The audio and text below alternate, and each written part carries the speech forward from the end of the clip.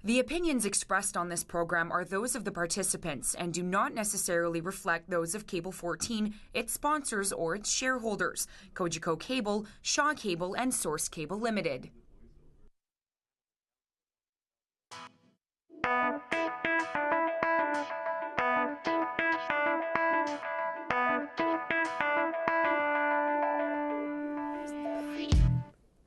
And welcome to the December 6th edition of the Opinionators.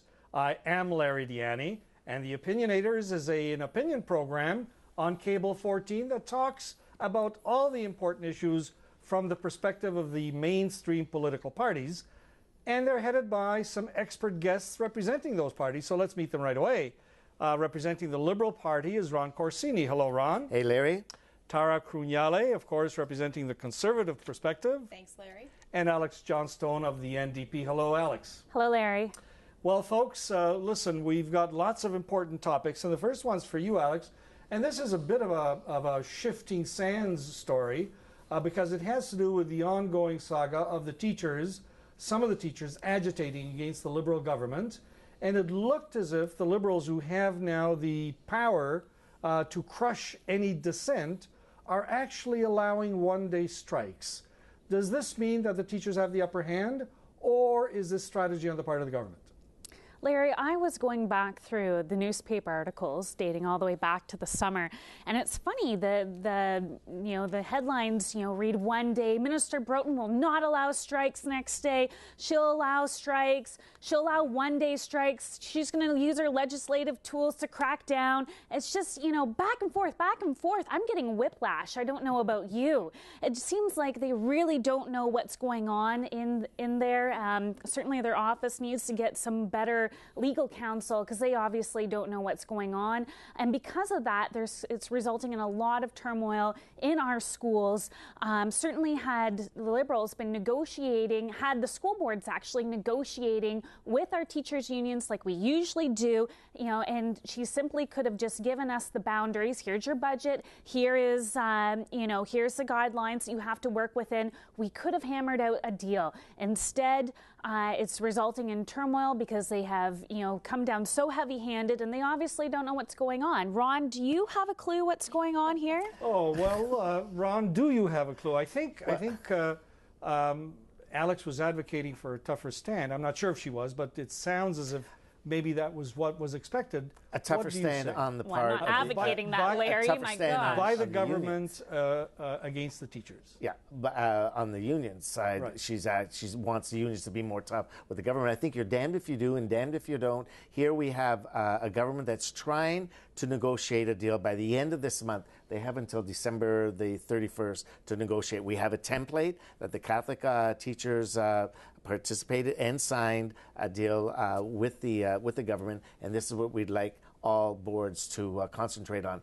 It's a one-day walkout. It's going to disrupt many families for this period of time, but also on the other hand, those teachers are not going to be paid. Ron, should the government have been tougher or not? Seems like you're waffling a bit. No, I think the government is being as tough as they possibly can under the circumstances. And I think if they push too far, it's going to create even more animosity, and it's going to create a climate of a worse climate than we have now.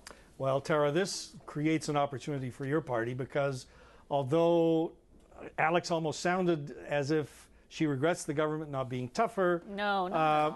Sounded that way. Ron is a little bit between and betwixt. Opportunity for you. What do you say? You can really tell from what's happened today and the stance that the Liberal government is taking. They are so terrified of losing the teachers' vote and support come the next election that they will sell out our children and our children's education just for those votes. And it's mind-blowing that they would allow these one-day strikes. You can't say we're bringing in a bill that will limit your ability to strike and then say, okay, as long as it's just one day, and we'll take you at your word that it's just going to be one day, and you're going to give us 72 hours notice. Thank you very much. I mean, a lot of these school boards are practically canceling Christmas as it is. All these different, school trips and plays and anything after school have been canceled. Actually, many they're not. sports things have been canceled. Lots of things have been canceled, Alex. And it's not fair. Teachers do have a right to a decent pay and to a safe workplace, but they do not have the right to disrupt the families in the province. And the Liberals should have been much more strict with what they were doing. The provincial Tories were on board with what the Liberals were mandating, but they're clearly not even going through with that little that they had. If we were in power, we would be much more strict with the teachers. Oh my gosh, it would be war in Ontario if the Tories were in I have power. to defend myself. At least you would know what you were up against with the Conservatives. Ron and Tara, let's give Alex a chance, because I certainly wasn't saying that you were advocating a tougher stand, but it sounded almost regretful that the government was waffling. You would sooner than be one way or the other. They need to be decisive. Yeah. The fact that they're disorganized and scattered is resulting in labor relations all across the province being disorganized and scattered. They don't know what they're doing, clearly.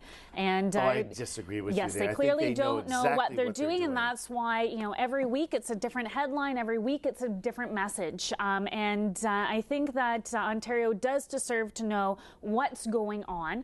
I think, though, too, in terms of, Tara was mentioning that it's almost like they're canceling Christmas. We do know that certainly the elementary teachers are not canceling any of the holiday festivities. After school, Alex? And after school, they are. Well, I don't know about a lot of during the things school day. after school. During the school day, those are field continuing. Trips, So a lot of Christmas choirs, a lot of plays. I know that the holiday festivities are not being canceled, so that is during the school day. And I mean, it's that's something that that the teachers are certainly, a lot of them are taking a stand right now. Oh, are they really taking it? Well, it depends who they're taking a stand for, themselves or the students. What about the one union that was threatening teachers that didn't follow these strict guidelines with a $500 fine per day? I mean, how is that fair? Certainly that would not stand up in court if that was to go through. But you did hear about that. You heard about that, and I think it's I disgusting. think that was that was very shaky to be making that statement. Okay, Ron, let's give Ron a chance. The unions have to get back to the table and strike up a deal with the individual boards. The province needs to get to the table. Well, wait a second. The unions did go back to the table. They did. They did have a deal. They walked and away. then So those that they can make a and then those deals were sorry. not ratified by the rank and file. Well, they walked away from them. They walked away so that they could bring this to court. They had they no choice. The fact is, if we go into a provincial election this spring, and there's all likelihood that we would get a Conservative government, if they do not stand up for their labor rights now, imagine what it would be like under a Hudak government. They have no choice. All right, let's end there with the prediction that there is going to be an election this spring, and the Conservatives are going to win, according to the There's a possibility there. So we will see what happens over the next few months. Let's go on to another topic, and this one also is a provincial issue, and actually it's with your party, so we'll come to you, Tara. And it has to do with Mr. Hudak, who already is in election mode. He's going out releasing platform information. And this one is, what's old is new again, because this is an old, tried and true promise that's been made before, not carried out. And that is the privatization of the LCBO. That makes about $2 billion for the province, but Mr. Hudak is saying, why are we in this business? We should trust the private sector. Now, is this the same party that gave the private sector the 407 to the chagrin of users? How do you justify it? Well, you look at what the LCBO is doing in terms of pay that they're giving their staff. They have these shiny, giant, glossy books that they hand out at the counter. They're nice. They've got advertising, but we pay for that as taxpayers. Those are our tax dollars being thrown away. $2 billion. Yes, they are. And if this went into private hands, we could still have the central location being public, but then have the franchises being private. And if that were the case, they would be run differently. And we could actually get out of this game. You look all across the states. You look across the country. Most places don't have their government looking after alcohol consumption in this way. It's just, it's archaic, and we need to get past it. It needs to be done. So let's come to you, Alex, because it seems as if the Conservatives have something against paying public sector workers a good wage. And I didn't hear how the $2 billion would be replaced, the $2 billion that's being forfeited. What does your party say? Well, personally, Larry, I think that Hudak just wanted to make a press statement because he's jealous of all the attention that the provincial Liberal leadership race is receiving. At the end of the day, this is not a good deal for Ontarians. If you look at the other two provinces, Alberta and BC, who have gone to, Alberta has privatized their system, whereas BC has gone through, I guess, both a public and a private system. They have the highest prices of alcohol in the country. Ontario actually is the largest alcohol buyer in the world, and because of that, Ontarians benefit from very low alcohol prices. Not only that, but as you mentioned, Larry, there's $2 million that's going into our coffers right now. Billion, yes. Right now, we're in a recession. It's not the time to be thinking about that, but even if we weren't in a recession, why would we give away $2 billion? We're still taxing That's just alcohol. crazy making. That has There's nothing one to more do point with to this. this, Larry. One more and that then is, that's the health and safety end of it. Studies do show in BC, when a customer comes in who's inebriated or really shouldn't be sold alcohol, it is the publicly owned stores that are reinforcing the rule and not selling alcohol to those inebriated customers more. And that's why MAD Canada and so many others do support government controlling alcohol. But it's funny that you mentioned that they have the highest rates for prices, Tara, and we'd have the lowest rates. Tara, we're going to come back to you, but Ron, let me frame it to people you. using alcohol. Ron, let me frame it to you this way, because it's important that our viewers are reminded of this. This idea was actually forwarded by the Liberals under then Premier Peterson. Didn't follow through. At the end of the day, he didn't privatize, but he said he wanted to. So how can the Liberal now be against something that the party once championed? Well, I think once you look at it, and you look at the numbers, look at the books, that it's not broke. The system isn't broke. So why fiddle with something that's working just fine?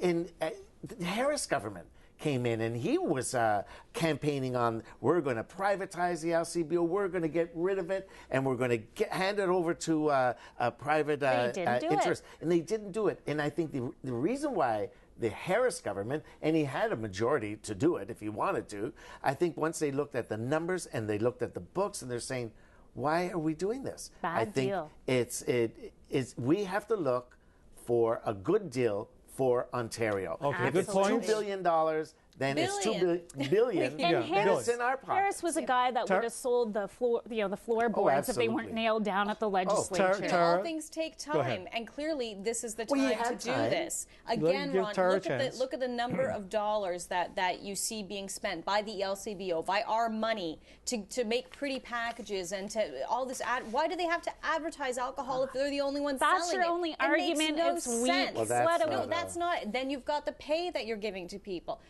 Private hands would do it better, and I think but research shows that it doesn't, and sorry, but I go by the research. It seems that there's a little bit of ideology there, and you guys are saying that when you look at the practical side, even those who might be ideological will pull back. It's not just ideological, Larry. I mean, yes, you look at the numbers, but you don't have to just privatize everything and then you never see another dollar out of it. Yes, you still tax alcohol. Yes, you can have a public-private partnership. There are lots of ways to go about it. $2 billion, lowest prices. If governments continuously say that it needs to be privatized, maybe there's something there. Maybe there's something to it, so we're going around in circles. We've made the point. We've made the point. Ron, this is yours. Why Hudak's not premier. And we're going to stick with the provincial side of things, and we're going to talk about your party and the leadership. As we know, there is a strong campaign now by a number of top flight candidates for the premiership. Really, it's not just the leadership of the party, because whoever wins it will become premier for however long. And surprisingly to some, they did a poll, and Mr. Kennedy, Gerard Kennedy, came out on top. We had strong people like Wynne, who's in there now, Pupatello, who just recently left and is back, and Glenn Murray, and all of the others. And yet Gerard, who's been out of it, in fact, he was a federal member, and then he lost, tops the polls. How do you explain that? I think he's well-rounded, and I think he was well-liked even when he ran for the leadership of the Ontario Liberals, and McGuinty won that over him. He came in second. So he has people still remember him. He has the charisma that people want to see in a leader. He's smart, and also, and this was even before, because I always said Sandra Pupatello was the number one in the minds of a lot of Ontarians, which I think now is maybe changing somewhat. But Gerard brings really no baggage to the table. I mean, Sandra, with her, she was in the McGuinty government. She was a minister in the McGuinty government. Wynne, I don't see her popularity increasing, because Wynne is going to come to the table carrying a lot of the baggage that some people perceive the Liberal government of handing. So this is where I see Kennedy. So it's good news for your party. Absolutely. Yeah. Well, Tara, let me say this, though, before you speak, and you'll have a chance to respond. Are you worried? I guess that's the question, because a poll that was recently done shows that the Liberals that were trailing for months and months since McGuinty has resigned are now second. They've surpassed the NDP and are now second. Well, not the poll that I saw. Depends which poll you look at. I guess, but the one that I saw was a legitimate poll, and they've narrowed the gap with the Conservatives. So does that give you some cause for concern? Absolutely not. We find ourselves actually with the same polling numbers as we saw before the last election, and as we all know with polls, they change every day. So you can never take your advantage for granted. But Ron, it's interesting that you didn't mention, in terms of Gerard Kennedy, yes, he is intelligent, he is good looking. The thing is, he knows those things, and a lot of people within his own party, the party rank and file, they don't really like that about him. So he never really got a lot of support in a couple of different things that he did. So with him coming now and being on top of this poll, I mean, that's general public, but they're not the ones that are going to be voting for him. It's a delegated convention. Absolutely, and I still think the best bet for the Liberals, is to pick a woman, just for the sole purpose of being able to yell Andrea Horwath down. All right, Alex, which poll have you looked at that shows the Liberals still? Well, the one we're debating today, of course, that was in the papers, the Forum Research. But what a surprise with Gerard Kennedy. I certainly didn't see that. A lot of people I've spoken to really didn't see this. Not only is he 16 points ahead when the Forum Research was looking at all people from all parties, but within the Liberal Party, he's 25 points ahead of Sandra, which is huge. I think that the reason why people are favoring Kennedy at this point is that he's certainly an outsider. He hasn't been a part of all of the big mess that we're seeing right now inside the Liberals. So I think people are hoping he'll be able to come in, help clean that up. I also think it's interesting, though, that he's the only candidate who's come out with a firm stance on 115 and has said that if he had been Premier, Bill 115 would have never gone through. So I think that he's gaining a lot of traction with that. Well, and also I think he's a little more to the left of the other He certainly is. No so he will bring the party more to the left than McGuinty has brought the party. And as a conservative, I don't mind. No, Andrew not at should all. be worried. Not at all. I think the it NDP takes should be more worried. than just one person to come in. I mean, obviously, the mess inside the Liberal Party is well infiltrated throughout the ranks, and it needs a large cleaning. I don't think so. What do you mean it just takes one person? Jack Layton turned around your entire party federally. No, there was lots of work being done for many years. Jack built up a team, so when Jack left, we still have a fabulous team. All right. Listen, we're out of time for that, but thank you for raising that again. We're into the lightning round now, and we're going to start with you, Ron, and it has to do with federal. We're going to bump it up to the federal. Remember, this is where you get a chance to make one comment. We're going to be fairly quick about this. And this has to do with Justin Trudeau, who's leading the pack. Everybody says, even though Mark Garneau has come in now into the federal leadership race for the Liberals, leading the pack, doing very well in the polls, but he seems to have been caught flip-flopping on one important issue, the long gun registry, which he voted against the scrapping of, and recently has said that it was a mess. It was a disastrous piece of legislation. So is this flip-flopping going to hurt him, or is this smart politics? No, I think it's smart politics. It was a mess. The whole concept of the gun registration at the time was not implemented, I think, properly at the time. And it was a good thing that they did scrap it. And I don't see him flip-flopping. I think there were different times, different ideas, and I think he's doing the When right is a thing. flip not a flop, You Tara? know, Ron, I think that you should move a little bit closer over here after that statement. Really, I think that Justin was, speaking to his crowd, and he knew his crowd was more conservative, and that's why he said those things. I think many people in the Liberal Party understood that the long gun registry was in shambles, but they weren't willing to pull the plug, and that's why the Conservatives were elected, because on our platform we said we were going to do that. So, you like Trudeau, you've said it, he's young, he represents, I mean, you don't support his party, but you like the fact that he's got some youthful... I don't like him so much as I like what he's doing in terms of, getting youth involved, and that I'm certainly interested in. What a flip-flop, and I think we've seen a couple of times now that he's flip-flopped on issues. He won't be able to continue doing this, especially because it's just not Prime Minister material, and he needs to find out what the principles are. That's what the Liberal Party is looking for right now, is somebody with principles, someone to guide the party. And if he's just speaking to who's ever in the crowd, then that's not leadership. All right, and Alex, we're going to stick with you and also the gun registry, and this has to do with the Tories, who are being very slow about ensuring that all firearms have serial numbers. And some say they're trying to appease the gun lobby by being slow about that. Others are criticizing the Tories for maybe encouraging smuggling because you can't trace the stuff. What do you think about that? So the Conservatives deferred a motion to deal with guns and put registration numbers on them. I think that this is very concerning, especially because the MPs, Conservative MPs, are saying that they're concerned about expenses being passed on to manufacturers and such. Why are we concerned about manufacturers when really right now we should be concerned about public safety, public health, and certainly tracking guns that are being smuggled out of this country? That's not leadership, and I'm very worried that they would put cost savings above public health. Tara?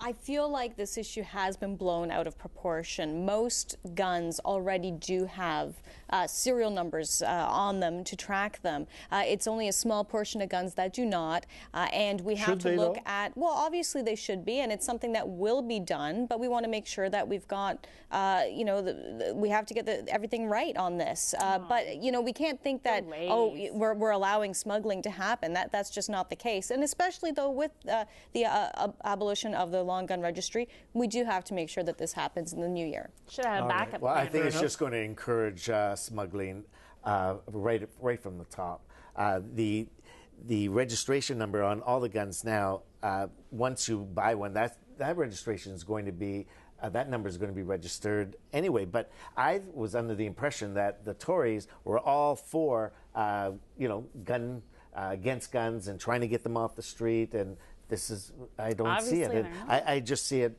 backflopping over and over again. You've just opened another door. I think they're against guns killing people, but they're for guns, at least the appropriate gun ownership.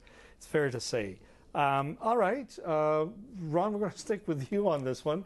And it has to do, I'm tired of hearing these stories. Some idiotic separatist in Quebec had, defaced our flag, took our flag and showed tremendous disrespect for not only our flag, his flag or her flag too. But the official line by the government was, well, it's freedom of speech. What do you say to that? That's bull. They all live in Canada. They benefit by all that Canada as a country offers to the people of Quebec. And here you have a couple of people, and I'm not saying all the people in Quebec are against the Canadian flag, but there's a flag etiquette that the flag should never touch the ground when you're holding a flag, and I think it's wrong, and it's totally disrespectful, and it looks really bad on Quebec for not sticking up for the Canadian flag. They want their cake and eat it too. Mm-hmm. Tara. I really wish that Canadians were more nationalistic and took more pride in our flag and in our anthem and ensuring that it wasn't tarnished in any way. There are repercussions in other countries when people do such things to flags, and I think the same thing should happen in Canada. Alex. Larry, I think that I was really disheartened by the Premier of Quebec, her comments that she doesn't make public statements on issues like this. She really should be. Certainly actions that, disgracing the Canadian flag lead to violence. And as a public leader, she needs to be taking action and making a statement on this. Good point. And I certainly remember when an idiot Anglophone stomped on the fleur-de-lis flag. The then Quebec Premier made lots of public statements on that. But listen, folks, it's my turn now, and I want to talk about the police budget. As you know, the City of Hamilton is dealing with their budgets right now, and the police have asked for what some believe is a whopping 5.2% increase when departments have been asked to stay status quo or come in very close to the line. So 5.2% increase seems way out of line. Even though crimes are down, the police are asking for more money. The Spectator, our local newspaper, seems to be stirring the pot against the police, even suggesting by a columnist that maybe the chief doesn't care. And let me just say, full disclosure on my part, I do have a very close family member who's a member of the police, but I've always supported the police. Crime is down because we give resources to our police to keep it down. If we don't keep giving the resources, crimes will go up. I think that would be criminal. What say you, Tara? I don't think that there should be any sacred cows at this point when it comes to our budgets. We can only pay for what we can afford, and unfortunately, everything has to experience a cut, whether it be the firefighters or the police. And if they're requesting this type of increase, maybe they should look at spending their money a little bit more efficiently.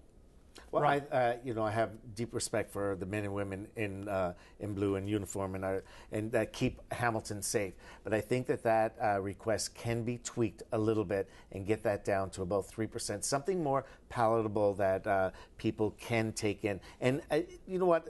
Everyone wants a safe city, and the police are out there to do that on our behalf. And I don't think that they mind paying a little extra for that. And like you said, crime has gone down, but I think that the department can tweak it. They are doing a great job. The Police Services Board, the police, everyone is doing a great job in keeping Hamilton safe. Okay, and Alex? Larry, I too have a lot of respect for the men and women who put their lives on the line every day for all of us. That said, I think that there's efficiencies to be found. Certainly, why are we having, $90,000 cops, doing traffic on construction sites? There's so many areas that we could find efficiencies, and I do have concern when they're asking for budgetary increases that outweigh inflation. I also know that I believe it's Councillor Whitehead has a poll online, and overwhelmingly Hamiltonians are saying that they don't want the budget increase that much. So really, I think that we all need to work together. There's a lot of people asking for money right now in these hard economic times. All right, and well, you've all made good points, and we'll see how the debate goes. And we're out of time, and so let's say thank you to our panelists, first of all, for their opinions, and thank you for to our audience for tuning in again this week. And we're going to see you a week from tonight when, once again, the Opinionators will be opining on the high issues of the day. Tara Cronali's Hair by Ludi Mamoda Hair and Aesthetic Studio, 169 James Street North in downtown Hamilton.